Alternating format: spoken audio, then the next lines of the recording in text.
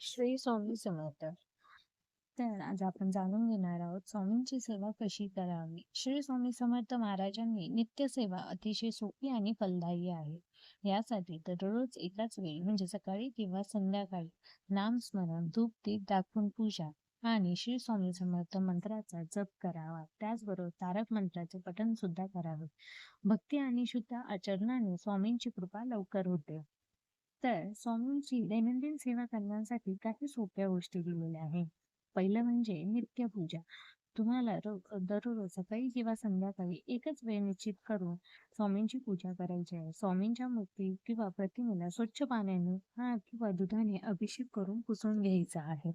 त्याचबरोबर तुम्हाला गंध, हळद, कुंकू वाहून तसेच ताजे फूल किंवा हार स्वामींना अर्पण करायचा आहे. समय किंवा निरंजनाने तुम्हाला दीप दाखवायचा आहे आणि धूपही ओवाळून घ्यायचा आहे.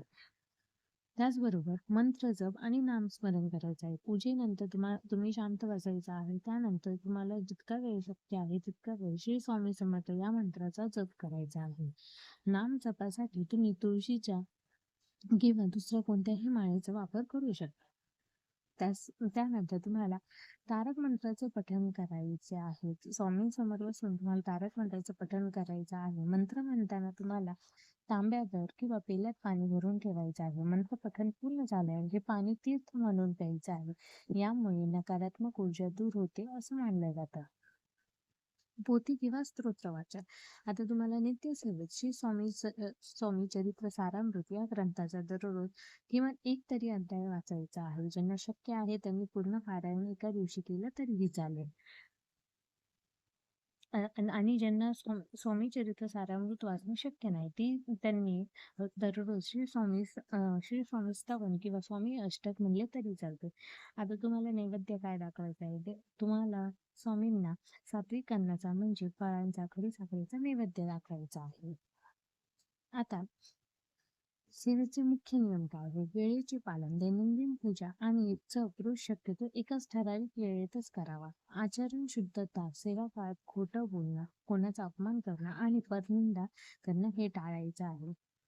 तुम्हाला स्वामी सेवा करताना सात्विक आहारच घ्यायचा आहे. म्हणजे तुम्हाला मांसाहार आणि मद्यपानापासून दूर राहायचं आहे. नित्य नैवेद्य तुम्हाला रोज खडीसाखराचा किंवा दुधाचा नैवेद्य दाखवायचा आहे. आणि गुरुवारी विशेष म्हणजे गुरुवारी तुम्हाला पुरणपोळी किंवा पिठलं भाकरीचा नैवेद्य तुम्ही दाखवू शकता. तर गुरुवारी काय सेवा करायची आहे? 11 माळी जप करायचा आहे. तुम्हाला प्रत्येक गुरुवारी श्री स्वामी समर्थ मंत्राचा 11 माळी जप करायचा आहे. स्वामी चरित्र सारामृताचे तुम्हाला किमान 3 अध्याय तरी वाचायचे आहे. त्यानंतर गुरुवारी तुम्हाला सकाळी आणि संध्याकाळी स्वामींची आरती करायची आहे. आता संकट दूर करण्यासाठी स्वामींची काय विशेष सेवा करायची आहे? स्वामी चरित्र सारामृत सप्ताह अत्यंत अडचणीच्या काळात तुम्हाला 3 किंवा 7 दिवसाचा स्वामी चरित्र सारामृत ग्रंथाचा सप्ताह म्हणजे पारायण करायचं आहे. अक्कलकोटला भेट नक्की द्यायची आहे. शक्य असल्यास वर्षातून किंवा काही महिन्यातून तुम्हाला अक्कलकोटला जाऊन स्वामींचं दर्शन नक्की घ्यायचं आहे आणि तिथे अन्नछत्रात अन्नदान करायचे आहे. आता पारायणाचे दिवस आणि कालावधी कसा ठरवायचा? हे पारायण 3 किंवा 7 दिवसात पूर्ण करायचे असते स्वामी चरित्र सारामृताचे. कधी सुरू करायचं? तर पारायण तुम्ही कोणत्याही गुरुवारी किंवा स्वामी प्रकटदिनी किंवा पुण्यतिथी या शुभ दिवशी सुरू करू शकता. पारायणाची मांडणी कशी करायची आहे? पूर्व किंवा उत्तर दिशेला तोंड करून बसायचं. पूजेसाठी चौरंग, पाटावर लाल वस्त्र अंथरावे, त्यावर स्वामींची मूर्ती किंवा प्रतिमा ठेवायची आहे. स्वामींच्या उजव्या बाजूला पाण्याचा कलश ठेवायचा, त्यावर तुम्हाला नारळ ठेवायचा आहे. पारायण चालू असेपर्यंत तुम्हाला एक दिवस सतत म्हणजे अखंड चालू ठेवायचा आहे. आता अध्याय वाचण्याचे नियोजन कसं? पहिल्या दिवशी 3 अध्याय, दुसऱ्या दिवशी त्याच्या पुढील 4, 5, 6 असे अध्याय, तिसऱ्या दिवशी 7, 8, 9 असे एकूण 21 अध्याय असतात. मग 7व्या दिवशी 19, 20, 21 असे सर्व अध्याय तुम्हाला वाचायचे आहे. आता नियम काय पाळायचे पारायण करताना? ब्रह्मचर्य. पारायणच्या काळात संपूर्ण ब्रह्मचर्याचे पालन करा. शक्य नाही झालं नाही केलं तरीही चालेल. दुसऱ्या दिवशी आंघोळ करून तुम्ही पारायण करू शकता.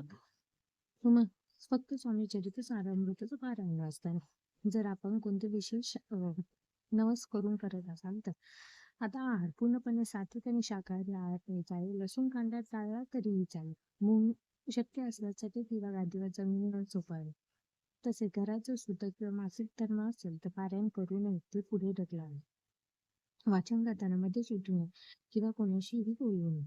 आता पारायणाची समाप्ती कशी करायची? 7व्या दिवशी 21वा अध्याय पूर्ण झाल्यास स्वामींची आरती करावी. स्वामींना किंवा पुरणपोळी किंवा पिठला भाकरीचा नैवेद्य दाखवावा. लहान मुलांना किंवा गरजू व्यक्तीला गोड जेवण द्यावे. आता अक्कलकोट वारी का करावी? तर अक्कलकोट वारी म्हणजे श्री स्वामी समर्थ महाराज समाधी स्थान आहे. ही अत्यंत पवित्र जागा आहे. अक्कलकोटला जाण्यापूर्वी तिथे गेल्यावर पाळायचे नियम व दर्शन व्यवस्था आणि प्रमुख ठिकाणांची माहिती अशी आहे. सात्विक आचरण: वारीला निघण्यापूर्वी किंवा वारी दरम्यान पूर्णपणे शाकाहारी राहावे. व्यसनापासून दूर राहावे. नामस्मरण: प्रवासात सतत श्री स्वामी समर्थ मंत्राचा मानसिक जप करावा. मंदिरात जाताना साधे पारंपरिक सुटसुटीत कपडे घालावे. महिलांनी साडी किंवा ड्रेस आणि पुरुषांनी धोतर, कुर्ता किंवा पायजामा घालावा. अक्कलकोटमधील प्रमुख दर्शन ठिकाणी वटवृक्ष स्वामी समर्थ महाराज मंदिर हे मुख्य मंदिर आहे. येथे स्वामी महाराज या वटवृक्षाखाली बसत होते व तो वटवृक्ष आजही आहे. येथे स्वामींच्या पादुकांचे दर्शन घेता येते. या ठिकाणी स्वामी महाराजांनी मुख्य समाधी आहे. स्वामी समर्थ समाधी मठ येथे अत्यंत शांतता राखावी लागते. तसेच चोळप्पा महाराजांचा मठ: स्वामींचे परम शिष्य चोळप्पा यांच्या घरी स्वामींनी बरेच दिवस वास्तव्य केले होते. हे तेच ठिकाण आहे. राजेराय मठ आणि पुष्कर स्वामींच्या काळात ऐतिहासिक आणि पवित्र ठिकाण आहे. त्याचबरोबर महाप्रसाद आणि अन्नदान: अक्कलकोटला गेल्यावर श्री स्वामी समर्थ अन्न क्षेत्र मंडळात मिळणारा महाप्रसाद आवर्जून घ्या. हे हे अन्न स्वामींचा आशीर्वाद आहे असं मानलं जातं. अन्नदान: स्वामी सगळ्यात अन्नदानाला सर्वोच्च महत्व आहे. म्हणून शक्य असल्या अन्न क्षेत्रात आपल्या प्रतिक्रमाने गुप्त किंवा पावती काढून अन्नदान करावे. वारी करताना काय टाळायचं आहे? गर्दीचं म्हणजे गुरुवारी, संकष्टी, पौर्णिमा, सुट्ट्याच्या दिवशी अक्कलकोटमध्ये प्रचंड गर्दी असते. शांततेत दर्शन हवे असल्यास इतर वारी निवडावी. नारळ आणि पेढे: मंदिराबाहेर पूजेचे साहित्य मिळते. स्वामींना प्रामुख्याने पेढे आणि नारळ अर्पण केले जाते. तर या प्रकारे आपल्याला स्वामींची सेवा करायची आहे आणि अक्कलकोटचे दर्शन करायचे. श्री स्वामी समर्थ.